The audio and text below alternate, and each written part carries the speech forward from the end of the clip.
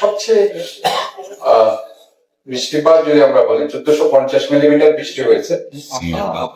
আর একদিনের বৃষ্টিপাতের রেকর্ড সেটাও সোমবার 3টা থেকে মঙ্গলবার 3টা পর্যন্ত, সেটাও 412.3 মিলিমিটার, সেটাও রেকর্ড।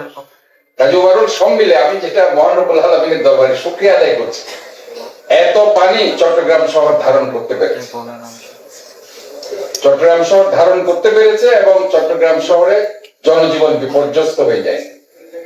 আমরা যেটা মনে করেছিলাম যে পুরো শহর বন্যাতে ভেসে যাবে, এই যে মহান রব্বুল আলামিনের রহমতে আমরা এই চ্যালেঞ্জটাকে ফেস করতে পেরেছি সবাই মিলে, এবং বৃহৎ কাজ করার কারণে এই যে বিশেষ করে আমি বলবো গত 2 বছর জলাবদ্ধতা প্রকল্পের কাজ এত বেশি হয়েছে যার কারণে পানিগুলো আমরা ধারণ করতে পেরেছি। এটা একটা বিশাল ব্যাপার।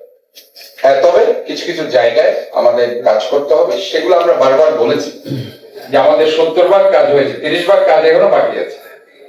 এই পয়েন্ট গুলোতে এখন আমরা লোকেট করছি এবং আমরা কাজ করছি। আজকে আমি সকালে যেসব জায়গায় সমস্যা ছিল, ফায়ার ব্রিগেড পিছনে 23 নং পাঠানগুলি ওয়ার্ড, নাসির খান ছড়া, লালমিয়া ছড়া, ওইখানে আমি ভিজিট করেছি। সেখানে আমাদের সমস্ত কর্মকর্তারা সেখানে গিয়েছেন, তারা সেখানে কাজ করছে।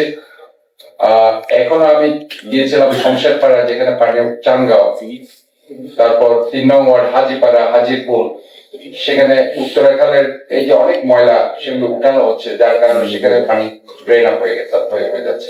তো কাজে আমি যেটা মনে করি যে এখানে সমন্বিত যে প্রচেষ্টা, আমরা যারা সিটি কর্পোরেশন, চট্টগ্রাম উন্নয়ন কর্তৃপক্ষ, 34 brigade army engineering corps, Chattogram ওয়াসা, এখানে আমাদের বিভাগীয় কমিশনার, জেলা প্রশাসন, পুলিশ কমিশনার, আমাদের বন্দর, পানি উন্নয়ন বোর্ড, আমরা এই যে সংস্থাগুলো একসাথে কাজ করার কারণে একটা সমন্বয় যেটা হয়েছে, সেটার কারণে কিন্তু আমরা একটা ভালো ফল ইনশাল্লাহ পেয়েছি। আমাদের যে জায়গায় কাজগুলো এখনো শেষ হয়নি, 34 ব্রিগেডের কিছু কাজ আছে, সেটা কাজ চলমান, সে জায়গায় কিছু হয়তো সমস্যা হয়েছে, এগুলো হয়ে গেলে আশা করি ইনশাল্লাহ আমরা আরো ভালো রেজাল্ট পাবো। আমাদেরও কিছু ডিপিপি করতে হবে, কিছু খাল যেগুলো 40 টাকা আমরা চিহ্নিত করেছি, এগুলো আমি মনে করি আমরা যদি এই ডিপিপির মাধ্যমে এনে সেগুলো যদি একটি স্বল্প মধ্য দীর্ঘমেয়াদে আমরা কাজ করতে পারি, তাহলে পরে সেখানে ইনশাল্লাহ আমরা চট্টগ্রাম শহরে একটা দৃশ্যমান রেজাল্ট, অর্থাৎ যেটা আমরা বলছি যে একদম জলাবদ্ধতা থাকবে না, একদম জলাবদ্ধতা থাকবে, এটা একটা সমস্যা চিটাগং আছে। কারণ আপনি জানেন যে চিটাগং একটা পাহাড়ি ঢল আছে, চিটাগং এ বঙ্গোপসাগর আছে, সেখানে জোয়ার ভাটা হয়। এই কিছু চ্যালেঞ্জ আমাদের আছে দেন আদার সিটি। তো এখানে এটার জন্য অবশ্য আমাদের 39টা সুইচ গেট নির্মাণ করা হয়েছে। এটার মধ্যে 21টা সুইচ গেট নির্মাণ করেছে পানি উন্নয়ন বোর্ড, আর 18টি সুইচ গেট নির্মাণ করেছে আপনার 12টি সরাসরি চট্টগ্রাম উন্নয়ন কর্তৃপক্ষ, আর 6টি 34 ব্রিগেড আর্মি ইঞ্জিনিয়ারিং কোর। এখন আমরা সিদ্ধান্ত নিয়েছি যে 39টি সুইচ গেট আপাতত আর্মি ইঞ্জিনিয়ারিং কোর দেখবে, কারণ আসলে এগুলো অনেক সময় যাদেরকে হয়তো দেওয়া হয় তারা এগুলো চালাতে পারে না, বন্ধ করতে পারে না, কারণ এটা জোয়ার যখন হয় সেটা বন্ধ করতে হয়, ভাটা যখন হয় সেটা ছাড়তে হয়, খুলে দিতে হয়। এই জিনিসটা অনেক সময় কিছু মিসম্যানেজমেন্ট হয়, যার কারণে কিছু সমস্যা হওয়ার কারণে আমরা ওনাদেরকে দায়িত্ব দিয়েছি। এবং এর মধ্যে আপনি জানেন যে আমাদের মধ্যে পানি সম্পদ প্রতিমন্ত্রী এসেছেন, উনি আমাদেরকে আলটিমেটলি এখানে সমস্যাটা হয়তো আপনি জানেন যে 2016 সালে যখন এই জলাবদ্ধতা প্রকল্পটি শুরু হয়, সেখানে তৎকালীন প্রধানমন্ত্রী শেখ হাসিনা এই কার্যকলাপটি সিটি কর্পোরেশনকে না দিয়ে জোর করে উনি চট্টগ্রাম উন্নয়ন কর্তৃপক্ষকে দিয়েছে। কাজে এখানে আলটিমেটলি যতই কাজ করা হোক না কেন, এটা সিটি কর্পোরেশনকে বুঝে নিতে হবে। তো আমরা এটা বুঝে নেওয়ার জন্য উনি এসেছিলেন, তো আমরা একটা এমইউ করছি। এমইউ করে আমরা উইদিন 1 ইয়ার হয়তো আমরা যে টেকনোলজিক্যাল সাপোর্ট আর মেইনটেনেন্স কস্ট সব মিলে সেখানে আমরা একটা ডিপিপি করছি। আমরা উইদিন 1 ইয়ার আমরা অবশ্যই 100% আমরা সেটা বুঝে নিব। আরেকটি হচ্ছে আমাদের যেটা চট্টগ্রামে এখন যে সমস্যাগুলো আপনারা দেখতে পাচ্ছেন, যে রাস্তা, এটার কারণে কি আমি দেখতে পাচ্ছি যে ব্যাপক পরিমাণ আমাদের রাস্তার ক্ষয়ক্ষতি হয়েছে। তো আমার একটা ডাটা এখানে আছে, আমি আসলে আমার সিটি কর্পোরেশনের ইঞ্জিনিয়ারদের নিয়ে বসেছিলাম, আমি আমার মশক নিধন বাহিনীকে নিয়ে বসছিলাম, পরিচ্ছন্ন কর্মীদের নিয়ে বসছিলাম, সবাইকে নিয়ে আমি মিটিং করেছিলাম আজকে। তো সেখানে আমি দেখতে পাচ্ছি আমাদের অঞ্চল আমাদের এখানে 6টি অঞ্চল আছে চট্টগ্রাম সিটি কর্পোরেশন। অঞ্চল একে প্রায় 28.662 কিলোমিটার রাস্তা ক্ষতিগ্রস্ত হয়েছে, যেটা আমাদের লাগবে 43.41 কোটি টাকা। অঞ্চল 2 প্রায় 26 কিলোমিটার রাস্তা ক্ষতিগ্রস্ত হয়েছে, যেটা লাগবে 45 কোটি টাকা। অঞ্চল 3 24.56 কিলোমিটার রাস্তা ক্ষতিগ্রস্ত হয়েছে, সেখানে লাগবে 39.12 কোটি। অঞ্চল 4 67.82 কিলোমিটার রাস্তা ক্ষতিগ্রস্ত হয়েছে, সেখানে 90.19 কোটি। অঞ্চল 5 23 কিলোমিটার রাস্তা ক্ষতিগ্রস্ত হয়েছে, সেখানে 65 কোটি টাকা ব্যয় হবে। আর অঞ্চল 6 26.79 কিলোমিটার, সেখানে 65। সব মিলে আমি দেখতে পাচ্ছি 196.79 কিলোমিটার রাস্তা ক্ষতিগ্রস্ত হয়েছে, এবং সেখানে আমাদের ব্যয় হবে 347.82 কোটি টাকা।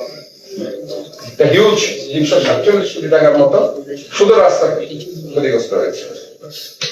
তো এর মধ্যে আমি একটা ভিডিও আপনাকে দেওয়ার জন্য এনেছি। এখানে আসলে হয়েছে আমরা কার্যক্রম, যেমন ভারী বর্ষণে টানা 6 দিনে পানিবন্দী হয়ে পড়ার কারণে চট্টগ্রাম মানুষ পাহাড়ি এলাকা ছাড়া বন্দরনগরী 2/3 এলাকা পানিতে তলিত, মহানগরী 24টি ওয়ার্ডের 50% এলাকা জলাবদ্ধতার শিকার হয়েছে।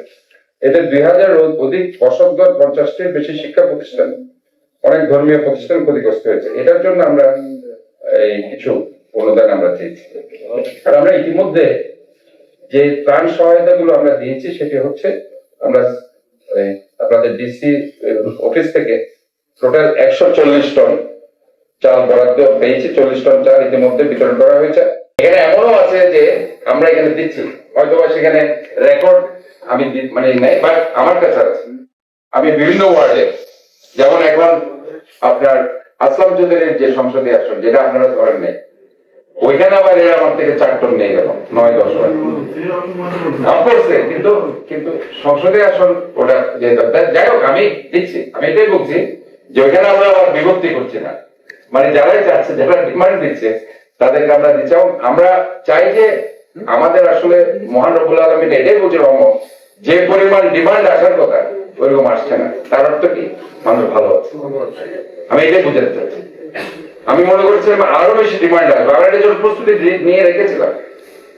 যেমন আমাদের, আপনি শুনলে অবাক হবেন যে আমরা অত বেশি আমাদের লাগে না। আমি দেখি, আমার বলি আপনাকে, আমাদের আর্থিক সহায়তা 5 লক্ষ টাকা। 5 লক্ষ টাকা অবশ্য আমাদের এটার জন্য খাওয়ার পেছনে ব্যয় হয়েছে অনেক।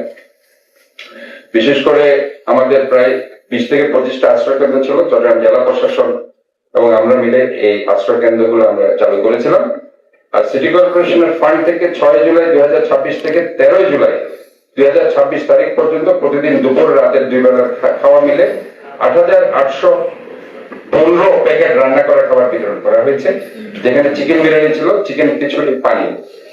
আর সিটি কর্পোরেশনের ফান্ড থেকে শুকনা খাবার হিসাবে সর্বমোট 4000 প্যাকেট বিতরণ করা হয়েছে, যেখানে আপনার বাকরখানি ছিল, চিরা, মুড়ি, গুড়, দিয়াশলাই, বন, বিস্কিট ইত্যাদি ছিল।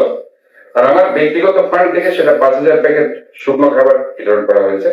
চট্টগ্রাম সিটি রেড ক্রিসেন্টের পক্ষ থেকে, আমি সিটি রেড ক্রিসেন্টের পদাধিকার বলে আমি প্রেসিডেন্ট, সেই সিটি রেড ক্রিসেন্টের পক্ষ থেকে 3000 প্যাকেট শুকনো খাবার আর 2000 প্যাকেট রান্না করা খাবার বিতরণ করা। এইটাই হচ্ছে ওভারঅল এই আমাদের 6 তারিখ থেকে 13 তারিখ পর্যন্ত এই হচ্ছে ডাটা আমাদের। ওভারঅল সব মিলে আমি যেটা বলতে চাচ্ছি, আমরা মনে করেছিলাম যে আমাদের ব্যাপক কিছু লাগবে। এখনো আমাকে গতকাল আগের দিন আপনাদের গ্যাদারতে বলছে, আমাকে অ্যাম্বাসেডার সাহেব ফোন করেছিলেন, ওই যে ফিলিস্তিন অ্যাম্বাসেডার। উনি বলেছিলেন যে আরব বিশ্বের যারা অ্যাম্বাসেডার আছে সবার সাথে উনি বসেছে, উনি প্রচুর ত্রাণ দিতে চাচ্ছে। তো আমি মনে করি এটা আপনি কথা বলতে পারেন, তো তারাও ইন্টারেস্টেড ত্রাণ দেওয়ার জন্য। তো আশা করি আমাদের আসলে চট্টগ্রাম শহরে আমরা ফেস করছি, এগুলো অসুবিধা হবে না। বাকি জেলাগুলোতে আমার মনে হয় সবচেয়ে আমরা দেখতে পাচ্ছি বাঁশখালী, লোহাগাড়া, সাতকানিয়া, চন্দনাই সহ অন্যান্য জেলাগুলোতে ক্ষতিগ্রস্ত হয়েছে। তো এদিকে আমি মনে করি চট্টগ্রাম ইনশাল্লাহ আমরা সন্দেহ আপনার বাড়ির সন্ধে হয়েছে। তো আমি আসলে এই জন্য বলছি যে আমরা এটা ফেস করেছি আল্লাহর রহমতে। চট্টগ্রাম এটা 12 লেয়ার জায়গা, এখানে দোয়া আছে আমাদের। এত বৃষ্টিপাত 1450 মিলিমিটার, যে বৃষ্টি আপনার এক বছরে হয় 800 থেকে 900, ম্যাক্সিমাম 1000 মিলিমিটার। পুরো বছরের বৃষ্টি 7 দিনে হয়ে গেছে। আর আপনার একদিনের বৃষ্টিপাত আপনি যদি এখানে 412 মিলিমিটার, গত সোমবার বিকাল 3টা থেকে মঙ্গলবার বিকাল 3টা পর্যন্ত। আপনি দেখেন 1983 সালে 407 মিলিমিটার বৃষ্টি হয়েছিল 1983 সালে। 2007 সালে 408 মিলিমিটার বৃষ্টি চট্টগ্রামে হয়েছিল, এবার হয়েছে হাইস 412 মিলিমিটার। 408 মিলিমিটার বৃষ্টি যখন চট্টগ্রামে হয়েছিল, আপনার মনে আছে 127 জন পাহাড় ধসে মৃত্যুবরণ করেছিল, 127 জন। আর এবার ইনশাল্লাহ আমরা যেহেতু গত 2 বছর ধরে পাহাড় আমরা কাউকে কাটতে দিই, আমাদের বিভাগীয় কমিশনার আমরা মিলে এটা কিন্তু স্ট্রংলি আমরা মেনটেন করেছি। যেখানে আমরা পাহাড় বিপদের কথা শুনেছি সেখানে আমরা কিন্তু অভিযান চালিয়েছি।